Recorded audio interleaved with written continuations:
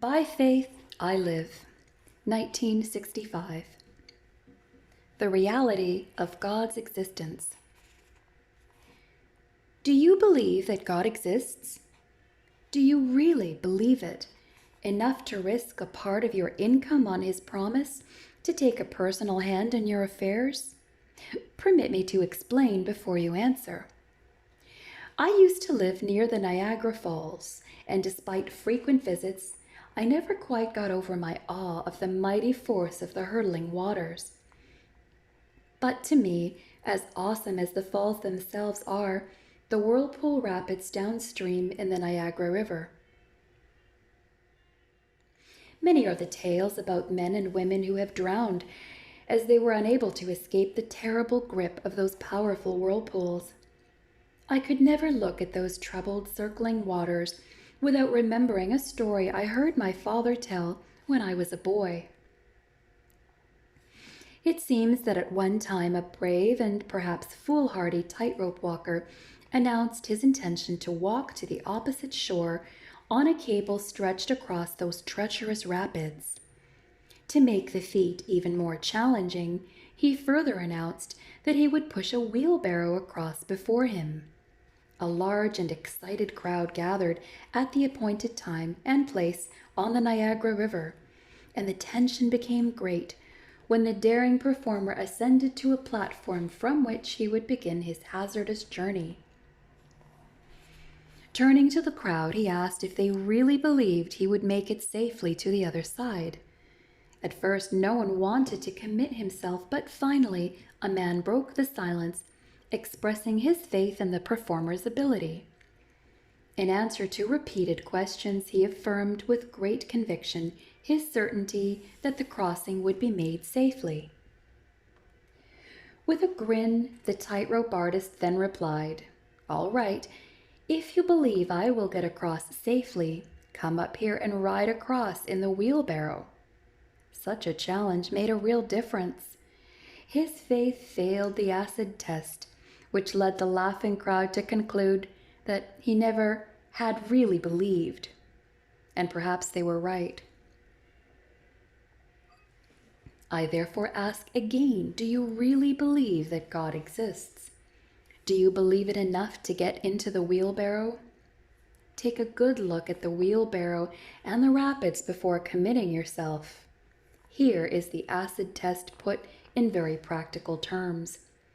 Do you believe strongly enough in the existence of God to be willing to test His promises by returning 10% of your income, a tithe, to His work as He has requested, in full expectation that He will keep His promise and make the 9/10 you have left go farther than the 10/10 would have gone? If you believe that an all-powerful God exists, you should believe that He could do this. And if you believe He exists, then surely you believe that He keeps His promises. If you hesitate to return the 10th to Him, is this not an indication that basically you do not really believe God exists, or that you do not really believe He keeps His promises? Your unwillingness to get into the wheelbarrow indicates something is seriously wrong with your faith. But perhaps you never knew until now that God requires 1/10 of your increase. Here is what He says, "Will a man rob God? Yet ye have robbed me. But ye say, wherein have we robbed thee? In tithes and offerings. Ye are cursed with a curse, for ye have robbed me, even this whole nation. Bring ye all the tithes into the storehouse, that there may be meat in mine house. And prove me now herewith, saith the Lord of hosts, if I will not open you the windows of heaven, and pour you out a blessing, that there shall not be room enough to receive it. And I will rebuke the devourer for your sakes, and he shall not destroy the fruits of your ground. Neither shall your vine cast her fruit before the time in the field, saith the Lord of hosts." Malachi 3, verses 8 to 11. This is quite a dramatic and all-inclusive promise. a promise of a blessing so great that there will not be room enough in our poor lives to receive all of it, a promise to rebuke the devourer for our sakes and leave our harvests untouched by the blights which affect others about us. Translated into any economy and any age, this is a tremendous promise and challenge, a promise of God's care and blessing upon the material things of our lives, if we trust Him enough to give Him 1/10 of our income. Is it a promise that God keeps? Every faithful tithe payer can testify along with me that God's pledged word has not been broken. Never shall I forget my real test on this matter.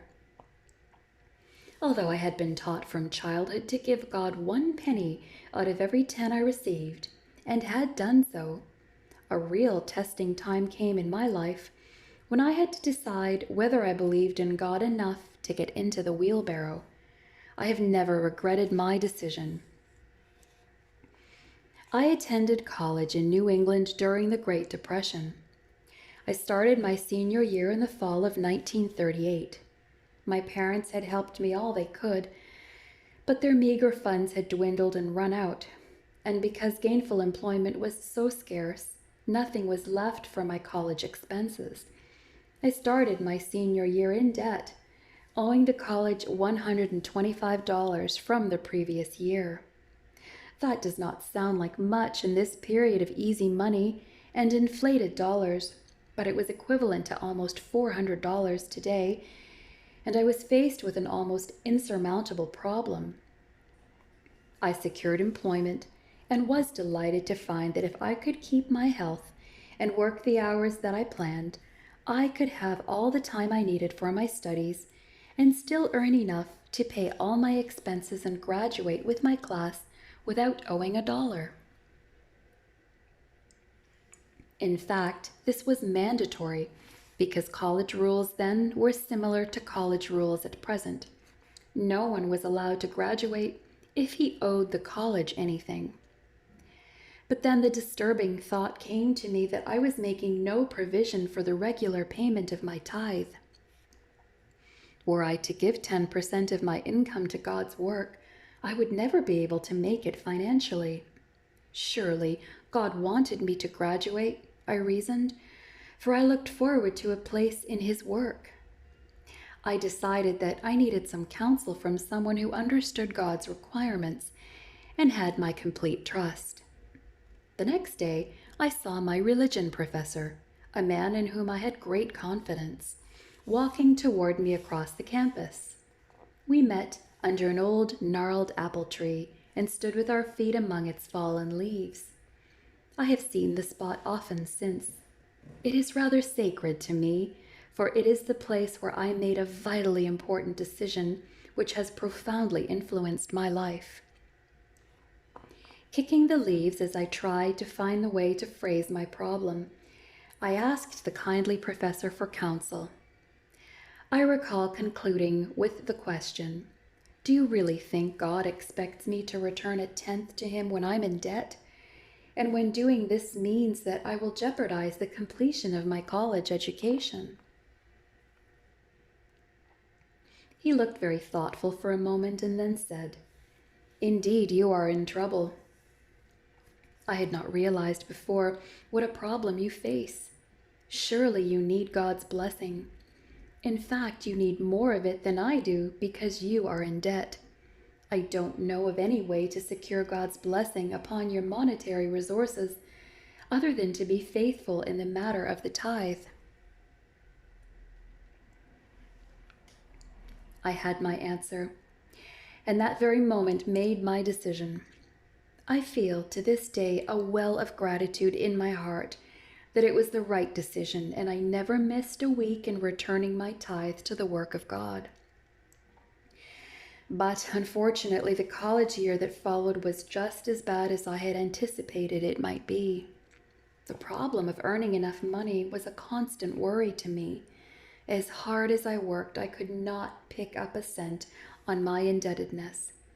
After a time, it became apparent that I would end the year owing as much as I had owed when I began. In the spring, I was invited to visit with the business manager of the college, who reminded me of my financial obligation and of the rule that I would not be allowed to graduate with a debt.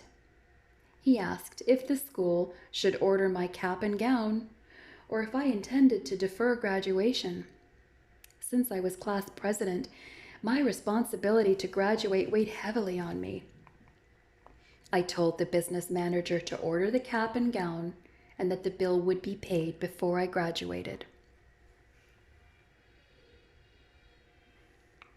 But the passing weeks did not make the situation any better, and I marvel at the patience of the college officials who took me at my word, despite my inadequate resources. However, God did not forget me and my problem. Along with the other seniors, I had invited relatives and friends to my graduation. The night before commencement, all of us donned our caps and gowns and waited to enter the auditorium for the class night exercises. The others showed the pens, watches, and various gifts which they had received as graduation presents. I could not show a single thing, for I had received no watches, pens, or other items. In fact, I had expected no gifts, completely forgetting that such a custom existed. But I had received cash gifts, which the donors did not know I needed, but which God knew all about. On commencement morning, these cash gifts added up to $125, the exact amount I needed to graduate. 1 hour before commencement, I walked into the business office dressed incidentally in my cap and gown and laid down the final dollar. Graduation brought me a double joy that day: happiness at completing a major part of my education, and cheer in having the unshakable conviction that God does indeed live, and that if we are faithful with Him, He will be more than faithful with us. He will open the windows of heaven and pour out the promised blessing. My heart was so full that truly there was not room enough to receive all the blessings of heaven. Many times in the years that have followed, I have remembered the lessons of that year, and I never have been sorry that I got into the wheelbarrow. I can testify gladly after more than 25 years that God has always kept His promises to me. Dr. A.M. Fraser summarizes the actuating spirit of the tither. If a man pays tithes from a mercenary motive, and because he thinks it will increase his income, if he does it in a self-righteous spirit that he may have the glory of men, if he does it in a legalistic spirit, grudgingly and of necessity, because he thinks he must, and because he is afraid of the blight that follows disobedience, if he does it out of curiosity, as a novice would play with chemicals, if he does it in a superstitious spirit, as one would pry into the occult, if he does it carelessly or perfunctorily, as one would do it quickly and be done with it, he cannot expect much of any wholesome effect in his spiritual life and character. From The Christian and His Money, number 10 of the Know Your Bible series, Pacific Press Publishing Association, Mountain View, California.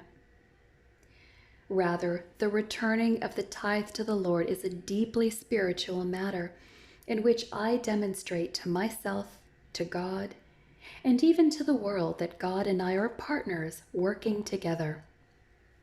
It is my way of acknowledging that God is the sovereign owner of all, and that I am grateful each day for the blessings that He gives me.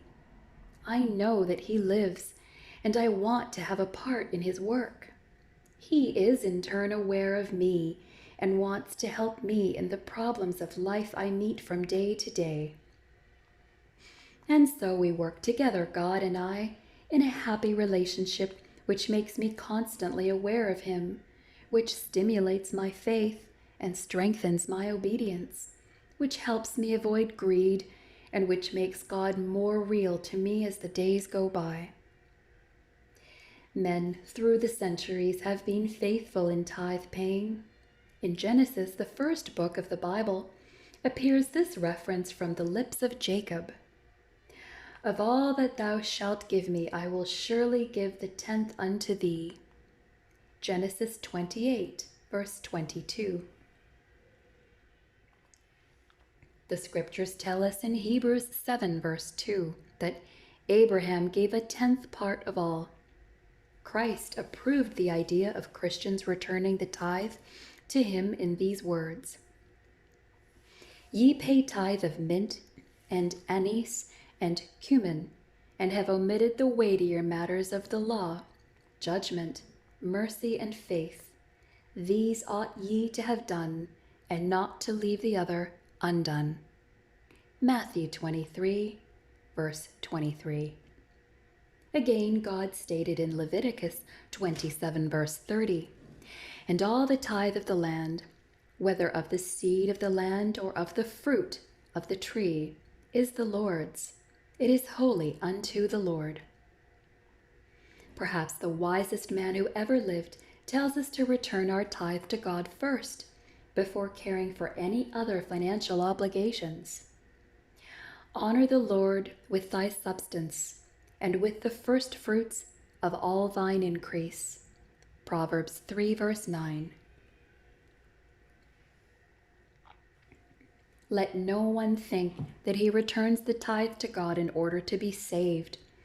You cannot cover a single sin with silver or gold.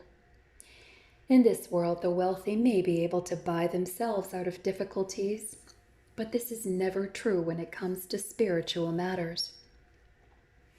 Ye were not redeemed with corruptible things as silver and gold from your vain conversation, but with the precious blood of Christ, as of a lamb without blemish and without spot. 1 Peter 1, verses 18 and 19.